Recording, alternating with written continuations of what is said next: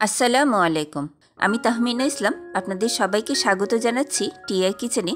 আজকে আমি খুব সহজ এবং সাধারণভাবে মিষ্টি কুমড়ার ভর্তা তৈরি করে দেখাবো।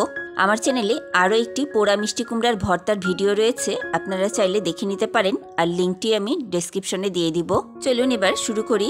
এর জন্য এক ফালি মিষ্টি কুমড়া নিয়েছি। মিষ্টি কুমড়াটা ছিলে কেটে এরকম বড় টুকরা করে নিয়েছি। চুলায় একটি প্যানে কিছুটা পানি গরম বসিয়েছি। এখন এর মধ্যে মিষ্টি কুমড়ার টুকরাগুলি দিয়ে দিব। চুলার আঁচটা বাড়িয়ে মিষ্টি কুমড়াগুলি সিদ্ধ করে নিব। মিষ্টি কুমড়াগুলি সিদ্ধ হয়েছে কিনা দেখি। মিষ্টি কুমড়াগুলি সিদ্ধ হয়ে গেছে। এবারে চুলাটা বন্ধ করে দিব। চুলাটা বন্ধ করে দিয়ে পানিটা ছেঁকে তুলে নিব মিষ্টি কুমড়াগুলি। এই তো মিষ্টি কুমড়াগুলি পানি থেকে তুলে নেওয়া হয়ে গেল। এবারে কিছুটা ঠান্ডা করে নিব। মিষ্টি কুমড়াগুলি ঠান্ডা হয়ে গেছে। এবারে যেটা করতে হবে, একটা করে টুকরা হাতে নিয়ে এভাবে চিপে পানিটা বের করে দিতে হবে। এভাবে চিপে পানি বের করে দিলে পরবর্তীতে ভর্তা খাওয়ার সময় আর পানি পানি লাগবে না।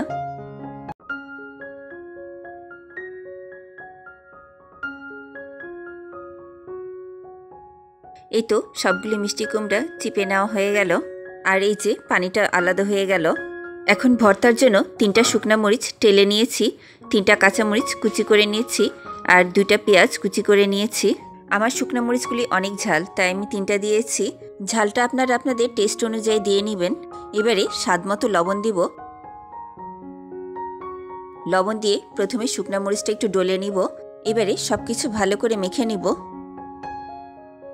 এই তো পেঁয়াজ মরিচ মাখানো হয়ে গেল। ফ্রেন্ডস, এখানে একটা টিপস দিব। মরিচ মাখার পরে হাতে অনেক সময় জ্বালা করে। মরিচ মাখার কিছুক্ষণ আগে হাতে কিছুটা তেল মেখে রাখবেন, তাহলে পরবর্তীতে আর তেমন একটা জ্বালা করবে না।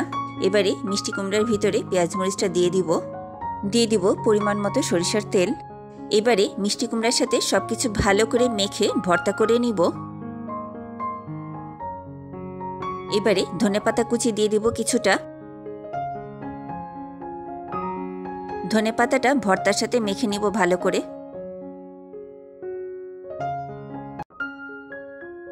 এই তো ভর্তা মাখানো হয়ে গেল। এবারে প্লেটে তুলে দেখাচ্ছি। এই মজার মিষ্টি কুমড়া ভর্তাটা গরম ভাত, রুটি, পরোটা, লুচি সবকিছু দিয়েই খাওয়া যাবে। ভিডিওটি কেমন লাগলো আমাকে কমেন্ট করে জানাবেন। ভিডিওটি ভালো লাগলে একটি লাইক দিবেন, আর এমন সুন্দর সুন্দর ভিডিও পেতে আমার চ্যানেলটি সাবস্ক্রাইব করবেন। আজকে এখানেই শেষ করছি। পরবর্তী ভিডিওতে আবারও দেখা হবে ইনশাআল্লাহ। ততক্ষণ ভালো থাকুন, সুস্থ থাকুন। আল্লাহ হাফেজ।